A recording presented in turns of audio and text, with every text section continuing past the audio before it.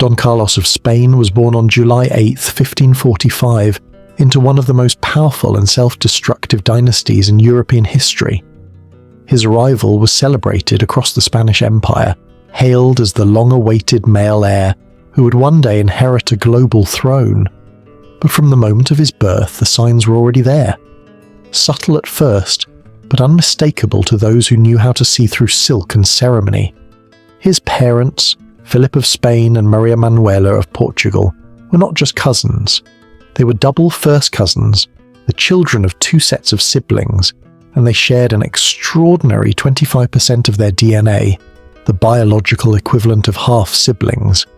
It wasn't the first time the Habsburg family had bent its family tree into a circle. But in Carlos, that inbreeding bore fruit in a way that no portrait could hide forever. Physically, he was malformed. One leg was shorter than the other. His shoulders sat at uneven heights. His chest was sunken, his jaw long and asymmetrical. Later in life, observers would describe him with growing alarm, pale and lopsided, with a harsh voice and halting speech. Yet none of these features were captured in official paintings. Royal portraiture was not about truth, it was about mythology. The frail, unstable boy was rendered as a golden-haired heir in regal pose, his deformities carefully omitted. The fiction had to be maintained. His mother, just 17, died 4 days after giving birth, likely from complications related to the strain of childbirth and her own inherited vulnerabilities.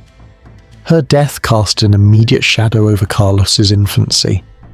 His father, still only 18 himself, was emotionally distant and increasingly preoccupied with imperial responsibilities. From the very beginning, Carlos was a child without real parents. Raised by aunts, watched over by tutors and courtiers, his upbringing was more administrative than affectionate. The child was sickly and prone to fevers. His skin turned yellow, his limbs were weak, and his illnesses came and went unpredictably.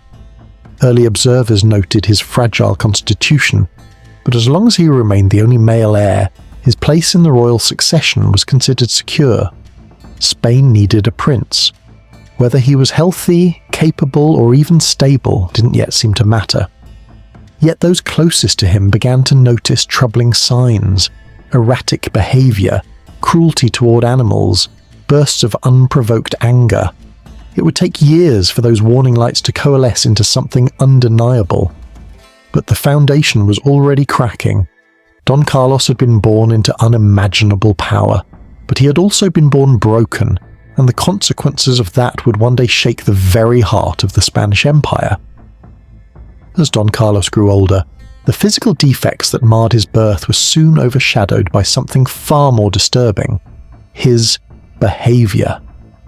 From an early age, it became clear to those around him that Carlos was not simply eccentric or difficult. He was volatile, increasingly violent, and prone to acts of cruelty that left even hardened courtiers uneasy. There were stories whispered through palace halls, stories that rarely made it into official records. Servants claimed the boy took pleasure in hurting animals, roasting small creatures alive, tearing wings off birds, or ordering others to perform acts of torment for his amusement. One disturbing incident involved a shoemaker who displeased him. Carlos forced the man to cut apart and eat the very shoes he'd crafted. These were not the tantrums of a spoiled child. They were the actions of someone who lacked empathy, who viewed suffering as entertainment. The imperial court did what it always did in the face of dysfunction. It looked away, or tried to explain it away. Carlos was excused as passionate or spirited, his outbursts chalked up to the burden of his birthright. But not everyone was convinced. His grandfather, the great Charles V, once ruler of a vast global empire, retired to a monastery in 1556, but not before meeting his 11-year-old grandson. What he saw disturbed him deeply. Carlos was, in his words, badly mannered, disrespectful, and barely educated. He suggested that the boy might be better off kept at Tordesillas, the same place where his own mother, Joanna the Mad, had been locked away for over 50 years. Those comments were not made lightly. More observers began to notice the gaps between what Carlos was expected to be and what he actually was. He had little interest in learning. He refused to engage in physical exercise. He was gluttonous, lazy, and dangerously proud. A Venetian ambassador once wrote that Carlos wished neither to study nor to take exercise, but only to harm others. It was a grim summary of a boy who was still years away from adulthood and yet already widely feared by those expected to serve him one day. Despite these red flags, Carlos was still the heir to Spain and the Spanish Netherlands. He attended state ceremonies. He stood beside his father to receive dignitaries and watched fleets come and go, acting as if the weight of the empire was already on his shoulders. But inside the court, the gossip grew louder. His tutors reported that he refused basic instruction. His attendants feared his outbursts. His father, increasingly wary, began to keep him at arm's length. And yet, his future remained unchanged. Carlos was expected to marry, rule, and eventually succeed Philip II as king. Several potential royal matches were discussed. The most notable, Elizabeth Tudor, daughter of Henry VIII, would have united Spain and England once again. But even in court gossip, few believed such a match could ever work. Elizabeth, the fiercely Protestant future Queen of England, was unlikely to marry a Catholic prince who was already being described as unstable. And Carlos? He wasn't interested in diplomacy. He was far more interested in control. The boy wasn't just broken anymore, he was becoming dangerous. And the people closest to him were starting to wonder whether the future of Spain might need to be protected from its own future king. Don Carlos, then 16 years old, was walking through his chambers at the University of Alcalá de Henares when he lost his footing. The exact details remain debated. Some say he slipped in haste. Others say he tripped over uneven flooring, but the result was catastrophic. He tumbled violently down a staircase and struck his head against a closed wooden door at the bottom. Witnesses rushed to help him, but the damage was already done. At first, he appeared conscious, even lucid, but within hours his condition deteriorated. Fever set in. His limbs grew stiff. He became disoriented, then partially paralyzed. On May 5th, 2 weeks after the fall, he slipped into a coma. Doctors feared the worst. Couriers were dispatched to inform King Philip. His only son, the heir to the Spanish Empire, might not survive the week.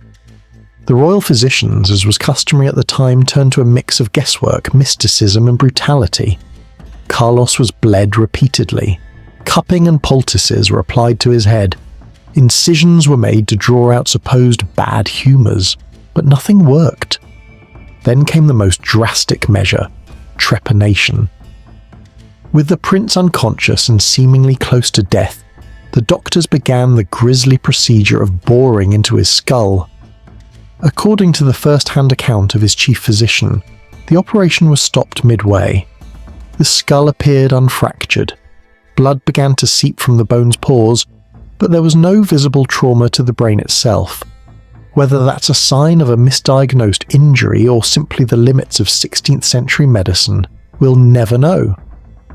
What's clear is that Carlos had already suffered a serious neurological episode, one no amount of drilling or bleeding could fix.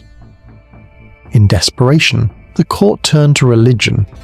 A local saint, Fray Diego of Alcalá, had died nearly a century earlier, but his body had become the focus of local veneration due to its supposed incorruptibility. The remains were exhumed and carried into the prince's bedchamber, where the holy corpse was laid beside Carlos's unconscious form in a bizarre, desperate ritual. The idea was spiritual transference, that sainthood might heal what science could not. And then, somehow, the impossible happened. Carlos's condition began to improve. His fever dropped. His breathing steadied. On June 6th, he opened his eyes. By mid-June, he was walking. Whether this recovery was due to divine intervention, the natural course of head trauma, or sheer dumb luck, the court declared it a miracle. Philip personally petitioned the Pope to canonize Fray Diego, and today, the American city of San Diego bears the saint's name. But if the physical body recovered, the mind may not have. After the fall, Carlos was different, and not in a good way. His outbursts became more erratic, more violent, more dangerous.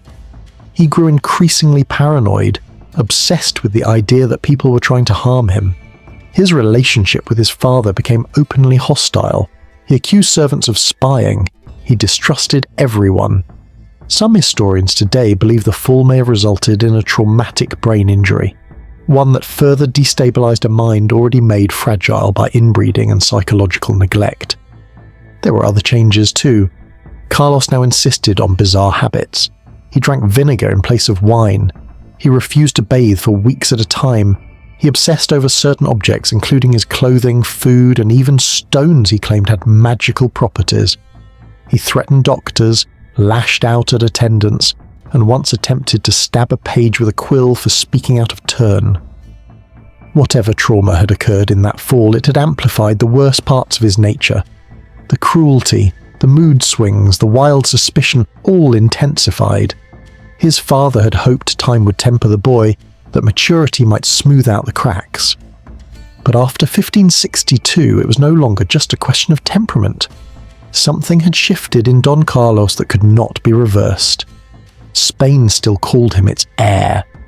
But behind the courtly titles and ceremonial robes, he was becoming something far more dangerous than a difficult prince.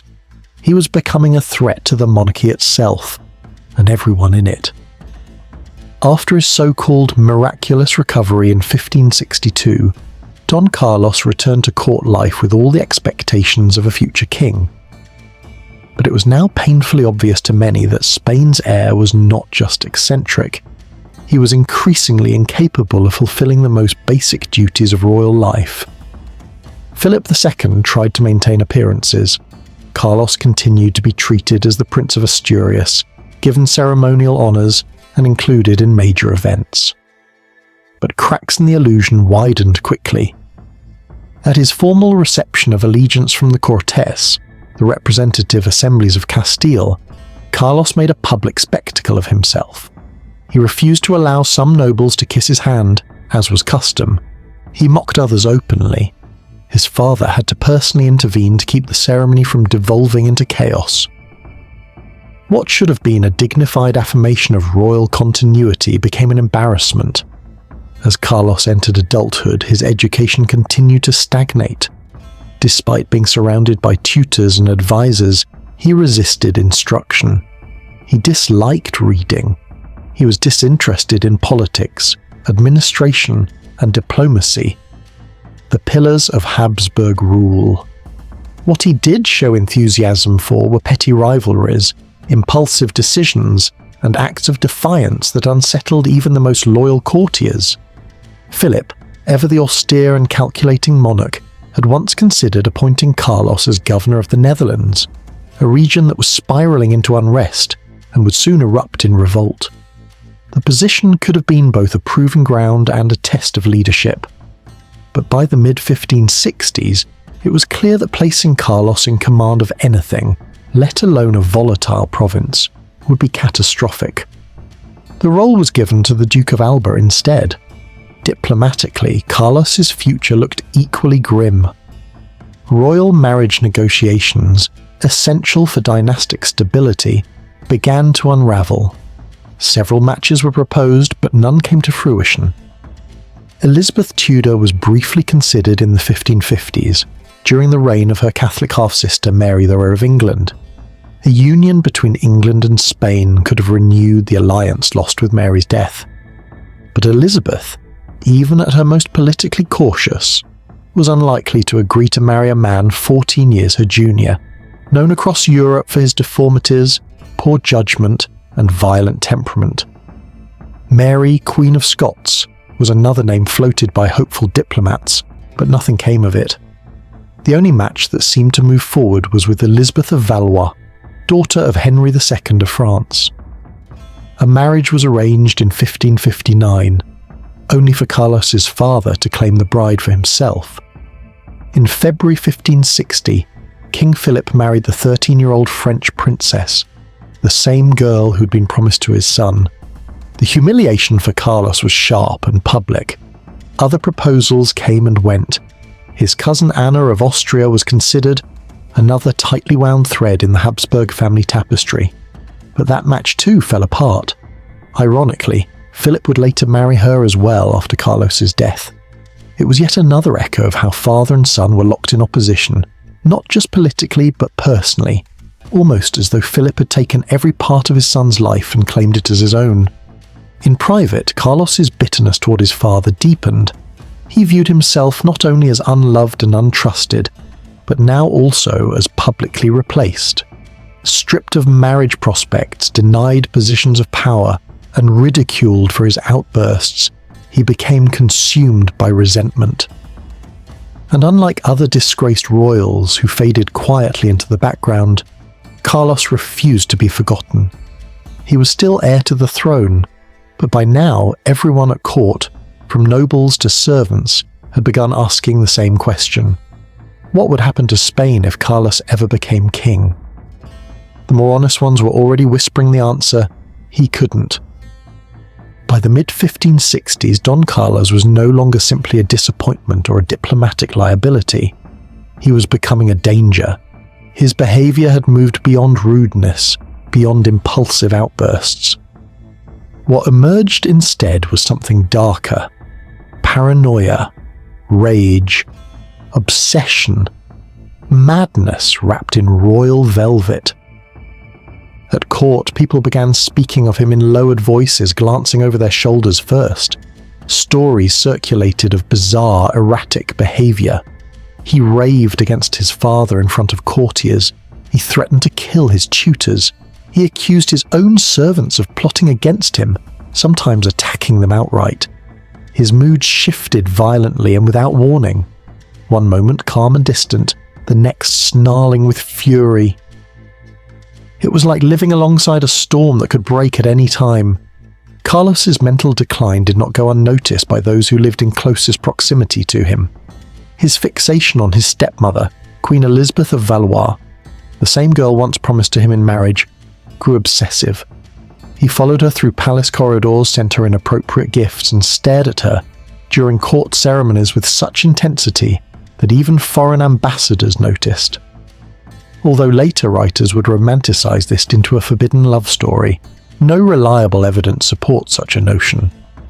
What it seems to have been was fixation without boundaries, the product of a mind incapable of understanding limits or consent.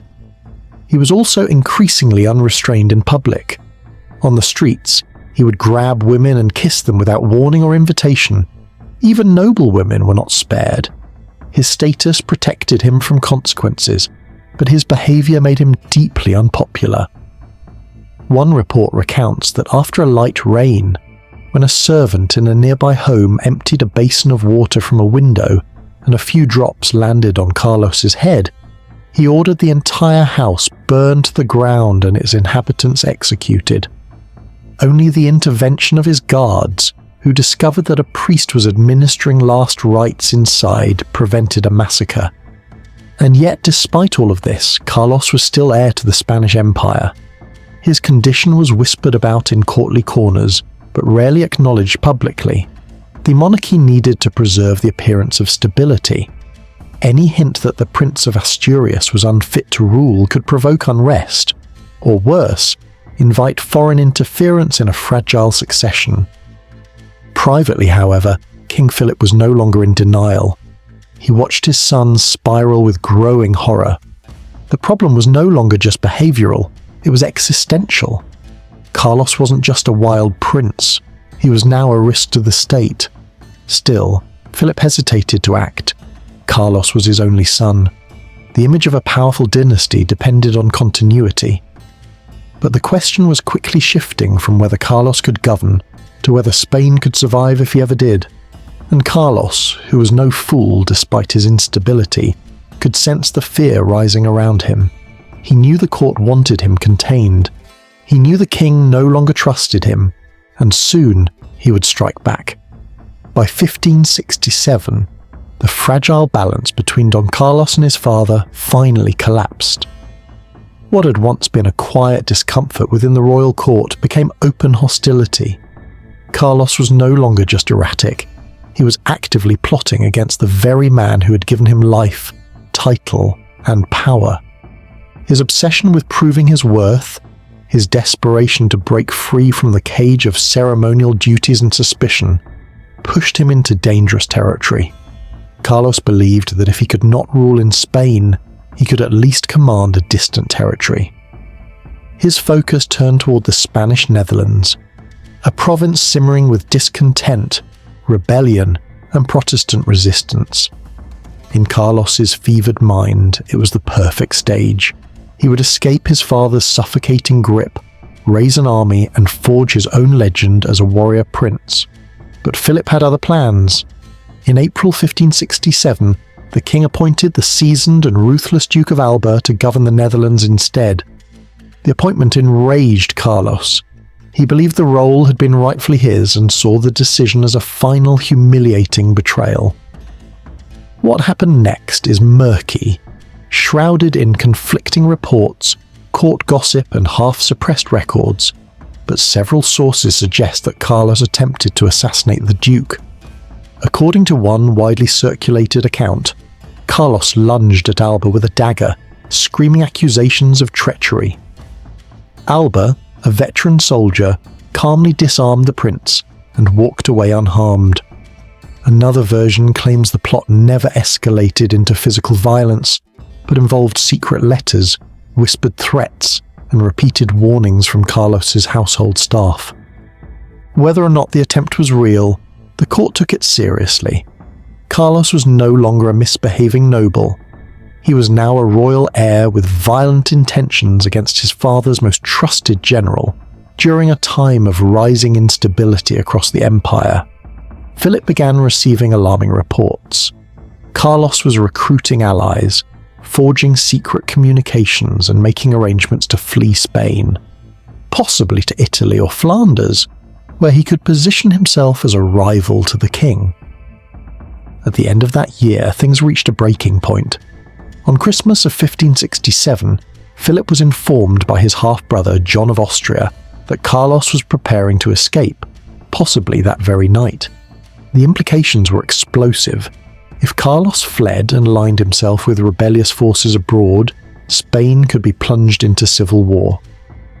The king would have to choose between saving his dynasty and saving his son. He could no longer do both.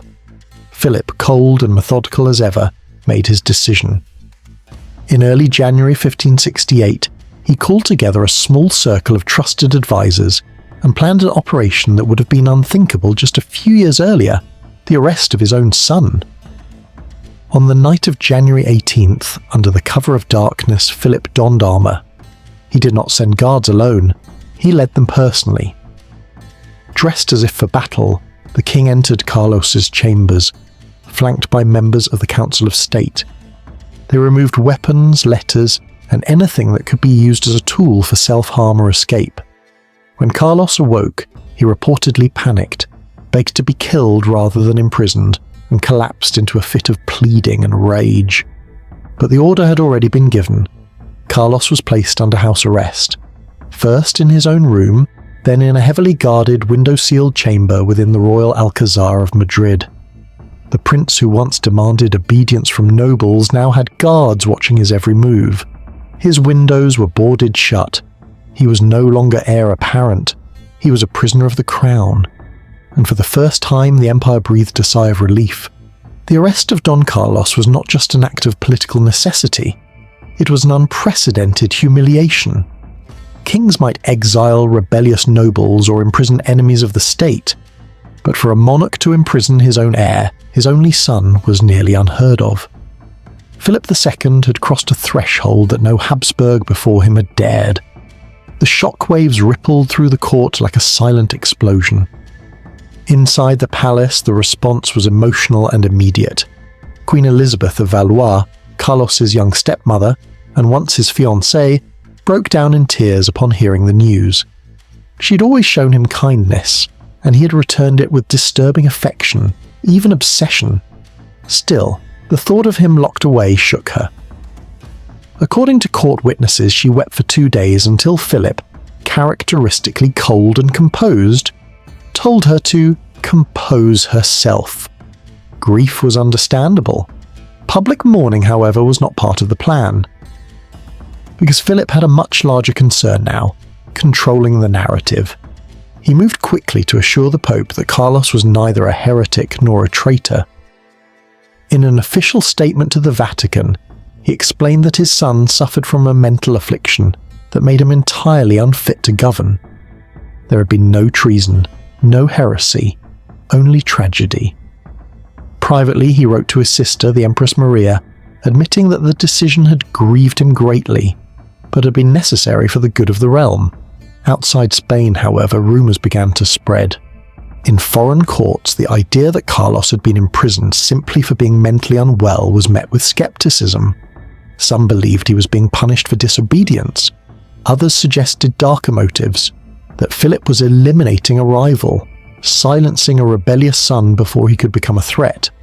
After all, the prince had been seen as a future king since birth. Now he was shut away in silence.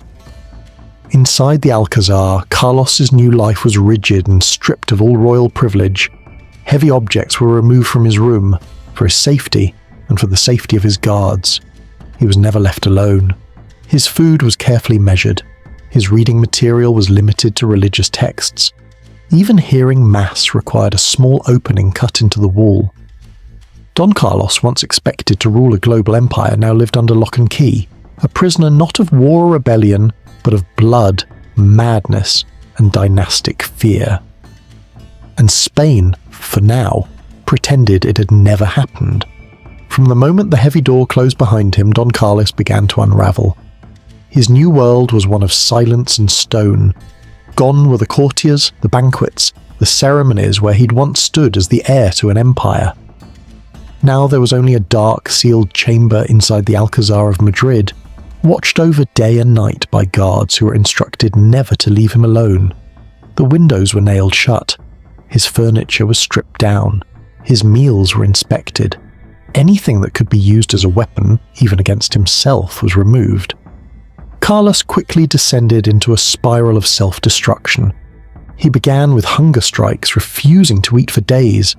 Then, in a swing just as extreme, he would gorge himself on food until he vomited.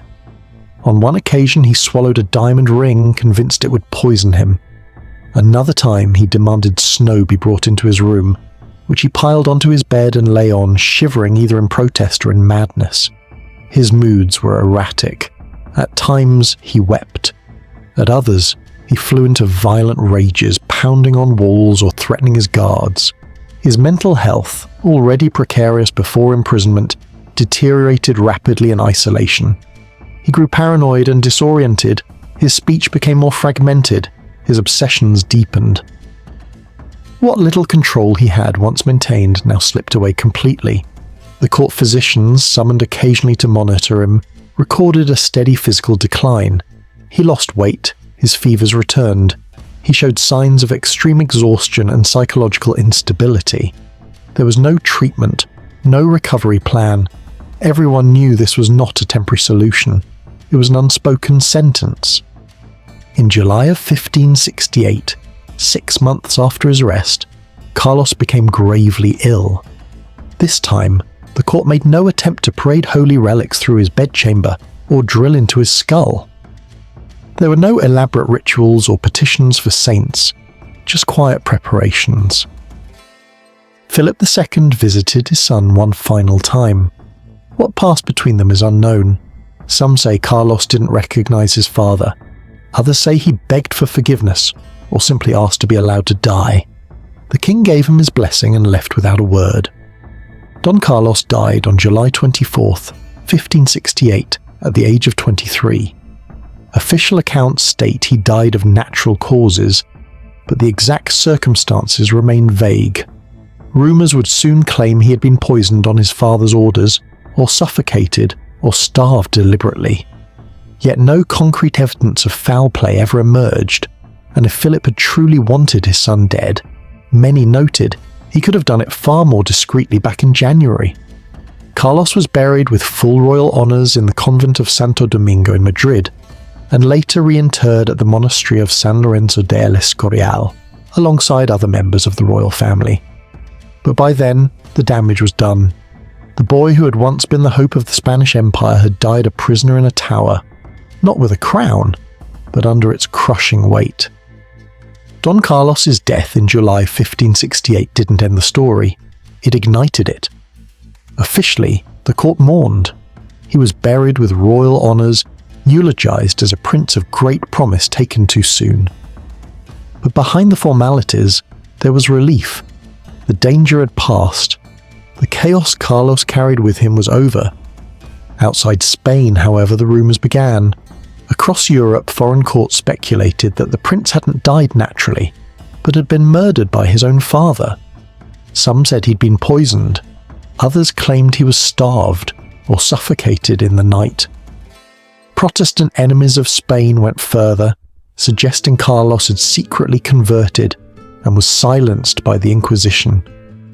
There was no evidence for any of it, but the truth was almost irrelevant. A crown prince had died locked in a tower. That alone was enough to feed 1,000 conspiracy theories. Philip tried to regain control of the narrative. He told Rome that Carlos had been too unstable to rule. He wrote to his sister that the decision to imprison his son had grieved him deeply. He insisted it was all for the good of the realm, but the damage to his image was done. Carlos became a cautionary ghost, his name invoked not in reverence, but in fear. Don Carlos's story is often remembered as a footnote in Spanish history, a troubled prince who died young. But that forgetfulness is part of the tragedy, because Carlos wasn't an accident. He was a product of systemic failure, of dynasties that married within their own bloodlines, of courts that prized obedience over compassion, and of kings who mistook control for love. His life, from birth to death, was shaped by power, the desire to preserve it, project it, and pass it on no matter the cost. What happened to him wasn't just unfortunate, it was inevitable. He was bred for the throne like livestock, burdened with expectations no broken body or mind could carry. He grew up not as a child, but as a symbol, one that cracked under the weight of centuries of royal ambition, and when that symbol threatened to shatter the illusion, the monarchy quietly removed him, locked him away, let him waste, and buried him with silence.